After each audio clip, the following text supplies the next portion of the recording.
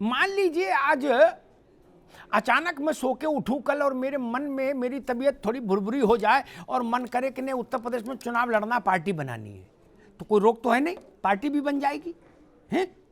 और मैं उत्तर प्रदेश के एक किसी भी बड़े दैनिक अखबार में एक पूरे पेज का विज्ञापन दे दूं ताकि पूरा प्रदेश पढ़ ले, मैं नाम नहीं लूंगा अखबार का, मान लीजिए हैं, अपनी फोटो के साथ, कि भाई हमें जिताओ, हमारी पार्टी को, हर परिवार को, गरीब हो अमीर हो, 4 पहिया गाड़ी मिलेगी और 5,000 रुपया डीजल डलवाने के लिए महीने में, उसमें डीजल डलवाओ, पान खा के टहलो। मान लीजिए घोषणा कर दूं, कौन सा कानून मुझे रोकेगा? और ईश्वर की कृपा रहेगी और बम्पर जीत जाऊं, सरकार बना लूं, तो कौन सा कानून मुझे इस बात के लिए बाध्य करेगा कि कार दो? यानी टोटल ब्लफ करके मैं सरकार में आ जाऊं और टोटल ब्लफ करके निकल जाऊं, कोई कानून मेरे ऊपर आयत नहीं। धर्मेंद्र जी गलत कह रहा हूं?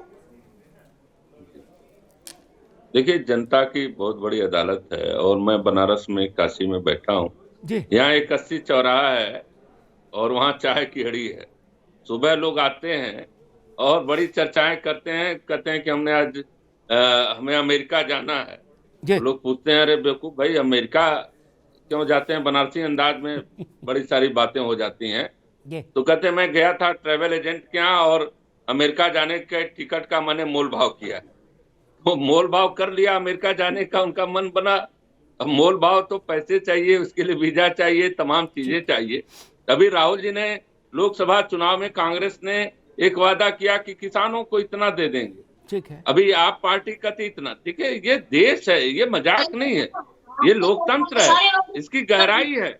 अब आप चुप रहिए, बोलिएगा प्रियंका जी, कुछ इसकी मर्यादा तो आप लोग रखिए टीवी डिबेट की, आप बोलिएगा।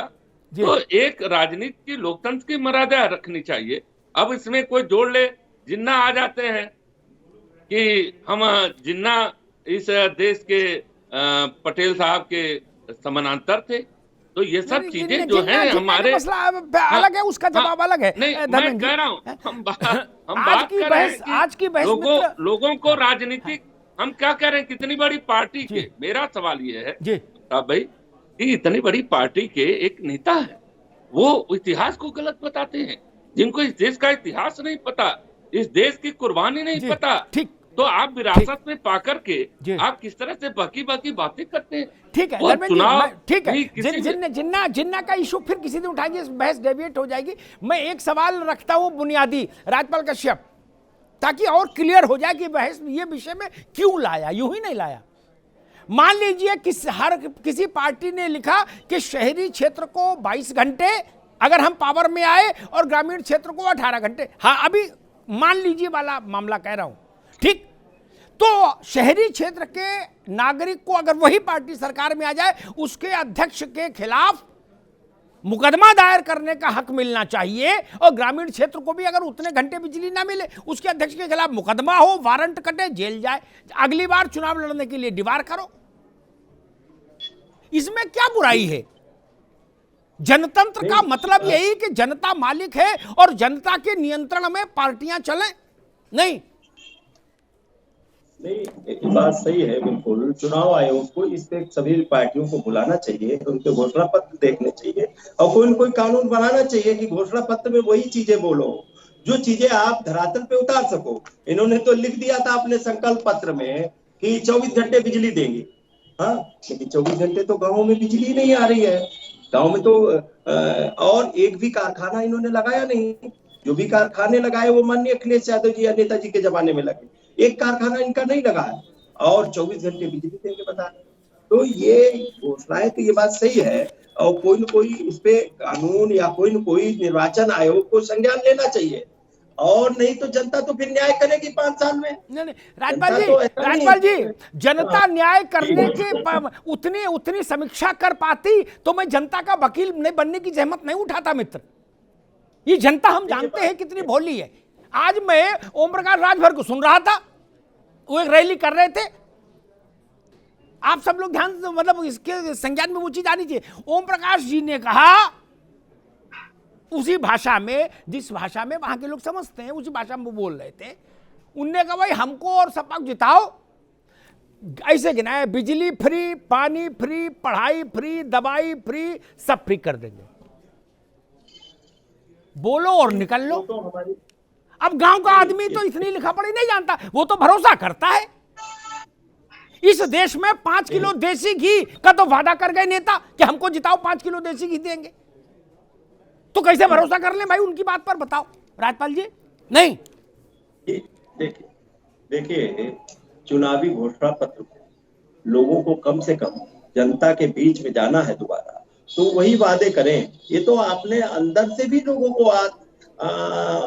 अंतर मनन करना चाहिए। और साथ ही साथ में ये आप विषय अच्छा ले आए कि निर्वाचन आयोग को इसमें संज्ञान लेना चाहिए और कम से कम चुनावी घोषणा पत्र जमा कराना चाहिए कि आगे अगर आप गलत वादे करेंगे और सत्ता में आएंगे तो उसमें भी कोई न कोई आपकी पार्टी पे कार्रवाई होगी या कुछ होगा, कुछ धर्मेंद्र होना जी, चाहिए। अभी तक ये भी व्यवस्था नहीं हुई भारत के चुनाव की प्रक्रिया में पूरे में कि घोषणा पत्र की कॉपी पर अध्यक्ष और महामंत्री या जो भी सिग्नेटरी होते हैं पार्टी के प्रमुख लोग, वो दस्तखत करके आयोग को जमा कराएंगे एक ऑफिशियल कॉपी, उतना तक नहीं टोटल चल रहा। और सच्ची बात बताएं धर्मेंद्र बाबू, आपको और राजपाल जी आपको भी, सच्चाई तो ये है कि घोषणा पत्र जो लोग टाइप करते हैं बैठ के बच्चे, उनके अलावा पढ़ता पूरा कोई नहीं, और बंडल की बंडल पार्टी ऑफिस में पड़े रहते हैं।